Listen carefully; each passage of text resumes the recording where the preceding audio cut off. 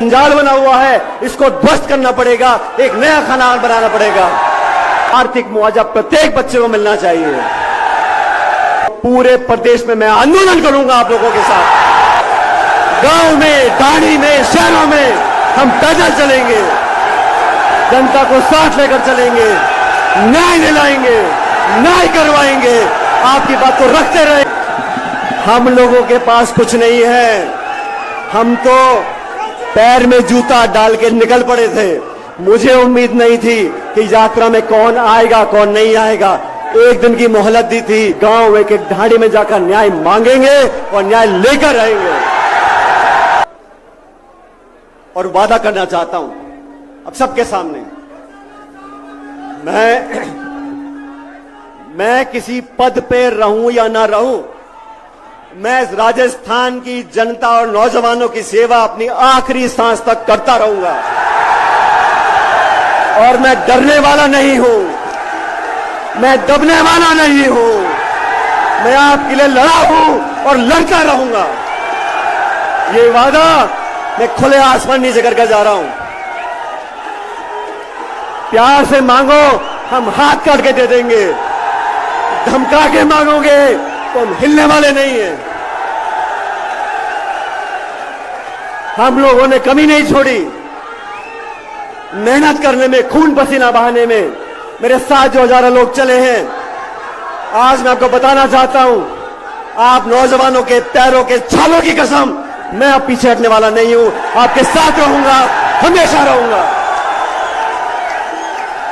राजनीति सिर्फ सत्ता लेने के लिए है, राजनीति सिर्फ पद पर बैठने के लिए है।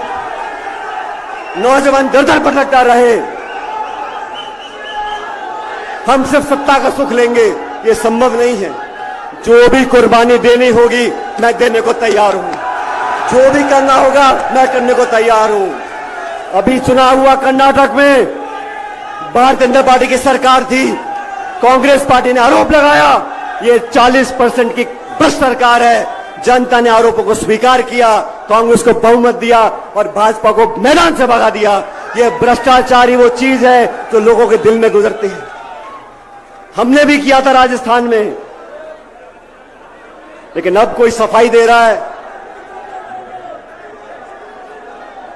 दूध और नींबू, कोई कह रहा है कितनी बार बात हुई, 10 बार हुई, 15 बार बात हुई, 20 बार बात हुई। अरे मैंने तो कभी कहा ही नहीं कि मिली भगत है। मैं तो इतना कह रहा हूं कि हमने अपनी जबान से जो वादा किया लोगों के बीच में, उसको कृपया करके पूरा कर दो। जनता के बीच जाना है हमारे को 6 महीने के बाद। इतने सारे लोग यहां धूप में खड़े, यहां आप लोग सच में मेरी ताकत, हम सबकी हिम्मत, और जो मंच पर लोग बैठे हैं हम सब आपके सेवक हैं। हम किसी के खिलाफ नहीं हैं, हम किसी का विरोध नहीं करते, लेकिन सच और न्याय का रास्ता, उस पर हम चलते रहेंगे। अब दोस्तों, वसुंधरा जी के ऊपर जो आरोप लगाए हम लोगों ने, उसको पूरा करने का समय आ गया। और भी वेद सोलंकी जी भाषण दे रहे थे। वेद बहुत जज्बाती व्यक्ति है। मैं वेद जी आपको बताना चाहता हूं, जिन बच्चों ने पेपर लिखे उनके पेपर कैंसिल हो गए, लीक हो गए। उन लाखों बच्चों ने अपने मां बाप के पैसों को जो खर्च किया, उनके साथ जो धोखा हुआ, उनके साथ जो नाइंसाफी हुई। अगर बच्चा मेहनत करके पेपर लिखता है और पेपर आउट हो जाता है, उस बच्चे की क्या गलती है मैं पूछना चाहता हूं। उस नौजवान ने क्या बुरा किया। इसलिए हमारी सरकार, हम लोग, ये मैं मांग करता हूं, जितने भी बच्चे हैं जो पेपर लीक से प्रभावित हैं, प्रत्येक नौजवान को आर्थिक मुआवजा देना चाहिए जो उसका खर्चा हुआ है। आरपीएससी इतनी बड़ी संस्था जयपुर में है। आरपीएससी में जो आज जो धारणा बनी हुई है कि वहां जुगाड़ चलता है। आरपीएससी में नियुक्तियां राजनीतिक दृष्टिकोण देखकर की जाती हैं। किसी का भांजा, किसी का भतीजा, किसी की बीवी, किसी का घरवाला। मैं मांग करता हूं, अगर दोबारा नौजवानों का विश्वास कायम करना है, एक उदाहरण प्रस्तुत करना है, तो यह आरपीएससी को बंद करो, एक नई व्यवस्था कायम करो। आरपीएससी का चेयरमैन, आरपीएससी के मेंबर, कोई मापदंड तो हो। जान पहचान, रिश्तेदारी, किसी नेता से निकटता, ऐसे मेंबर बना दोगे आप।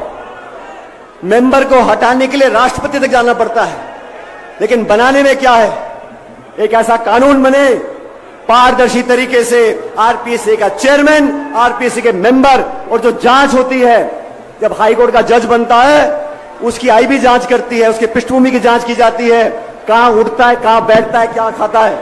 इन मेंबर्स की, जो नए मेंबर बने, उनकी जांच होनी चाहिए, और ऐसे बने कोई साइंटिस्ट हो, कोई लेक्चरर हो, कोई प्रोफेसर हो, जिसका कोई वजूद हो, ऐसे लोगों को मेंबर बनाना चाहिए। तो आरपीएससी को भंग कर एक पूरा मूल चूक परिवर्तन, ये कोचिंग क्लास, ये अधिकारी, ये प्रिंटिंग प्रेस, ये आरपीएससी, ये माध्यमिक शिक्षा बोर्ड, ये जो पूरा जंजाल बना हुआ है, इसको ध्वस्त करना पड़ेगा, एक नया खानान बनाना पड़ेगा।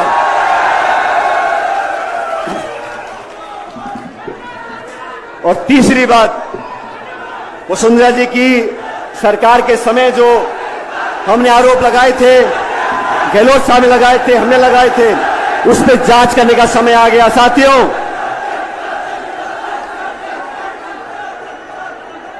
उन आरोपों पर जांच होनी चाहिए। मैंने चिट्ठी लिखी, बार बार लिखी, आवेदन किया, आग्रह किया, निवेदन किया, कार्रवाई हुई नहीं। मैंने अनशन किया, कार्रवाई हुई नहीं। हमने जनसंघर्ष यात्रा निकाली, मैं उम्मीद करता हूं कार्रवाई होगी। लेकिन ये तीनों बातें, आरपीएससी को भंग कर पूरा पुनर्गठन करें, नए कानून मापदंड बने, पारदर्शिता से लोगों का चयन हो, पहली मांग। दूसरी मांग, जिन लाखों बच्चों ने पेपर लीक से उनका आर्थिक नुकसान हुआ है, उनको उचित आर्थिक मुआवजा प्रत्येक बच्चे को मिलना चाहिए। और तीसरी मांग, वसुंधरा जी के खिलाफ जो हमने आपने बिल के आरोप लगाए थे, उसकी उच्च स्तरीय जांच करनी पड़ेगी। आज तारीख हो गई 15 तारीख। इन तीनों मांगों को अगर आप सब समर्थन करते हो तो दोनों हाथ खड़े कर मुझे बता दो कि ये मांग होनी चाहिए कि नहीं होनी चाहिए। अब इन मांगों को मनाने के लिए 15 मई आज का दिन है। आज हमारी जनसंघर्ष यात्रा यहां पर समाप्त हो रही है, आज की जयपुर में। लेकिन इस महीने के आखिर तक, 15 दिन बचे मेरे ख्याल, इस महीने के आखिर तक ये तीनों मांगे नौजवानों के हित में और भ्रष्टाचार के खिलाफ अगर नहीं मानी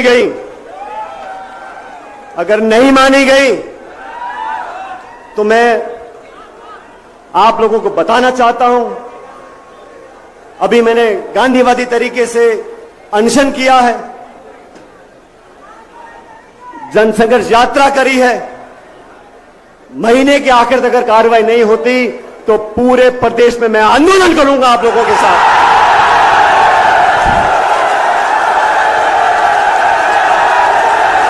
जनता के साथ रहेंगे, गांव में, ढाणी में, शहरों में हम पैदल चलेंगे, जनता को साथ लेकर चलेंगे, न्याय दिलाएंगे, न्याय करवाएंगे, आपकी बात को रखते रहेंगे।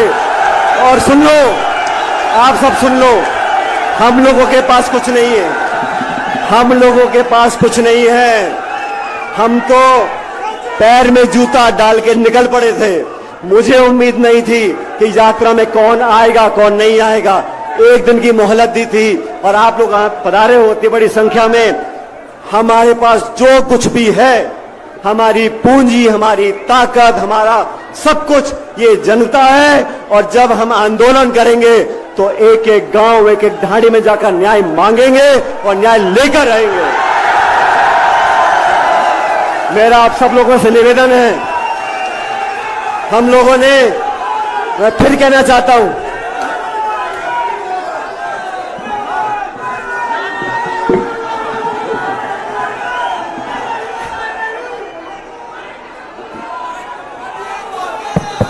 अगर 15 दिन में मांगे नहीं मानी गई तो अब याचना नहीं, रण होगा।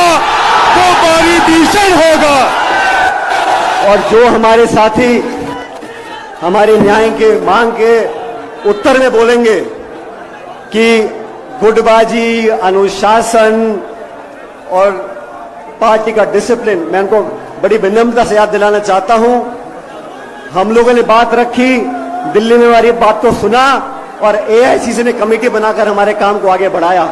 लेकिन 25 सितंबर को जो विश्वासघात किया सोनिया गांधी के साथ, 25 सितंबर को जो पार्टी को बेइज्जत करने का काम किया, जो पार्टी के अनुशासन को तोड़ने का काम किया, उन लोगों को अपने गिरेबान में झांक कर देखना पड़ेगा कि अनुशासन हमने तोड़ा, किसी और ने तोड़ा।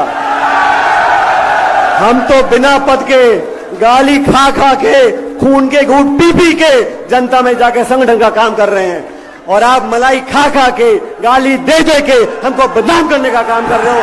यह होने वाला नहीं है। इसलिए साथियों, आपसे अंतिम निवेदन करना चाहता हूं, ये सभा आपकी है।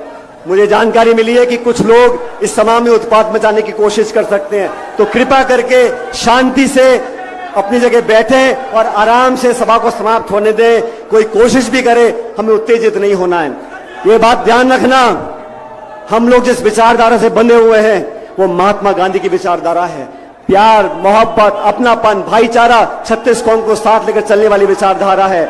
और मेरे कुछ ऐसे भी साथी हैं जो बहुत बड़ी गलती करते हैं। वो गलती क्या करते हैं, हमको एक सीमित दायरे में बांधने की कोशिश करते हैं। ये फला धर्म का है, फलाने जिले का है, फलानी समाज का है। तो कान खोल के सुन लो, मेरी रगों में लाल खून है और मैं इस 36 कौम का बेटा हूं और इस प्रदेश के लिए सब कुछ करने को तैयार हूं। इसलिए आपसे निवेदन, शांति बना के रखो। जो भी करना होगा संयम से करेंगे, आत्मविश्वास से करेंगे। आपने अपने लिए, हमारे लिए जो संकल्प लिया है उसको आगे बढ़ाएंगे। लेकिन आज की सभा जब समाप्त हो तो कृपया करके शांति और भाईचारे से इस सभा को समाप्त करें। आप सब लोगों का जो मंच पे खड़े हैं, वो हम सब नतमस्तक हैं आपके आगे, और जो सभा में दूर धूप में खड़े हैं, मैं आपका हाथ जोड़ के धन्यवाद करना चाहता हूं। आप लोगों ने जो हिम्मत और ताकत दी है वो हमारे हाथों की शक्ति है। हम आपको कभी नीचा नहीं देखने देंगे, वादा करते हैं। बहुत बहुत धन्यवाद, आपका शुक्रिया। राम राम साहब।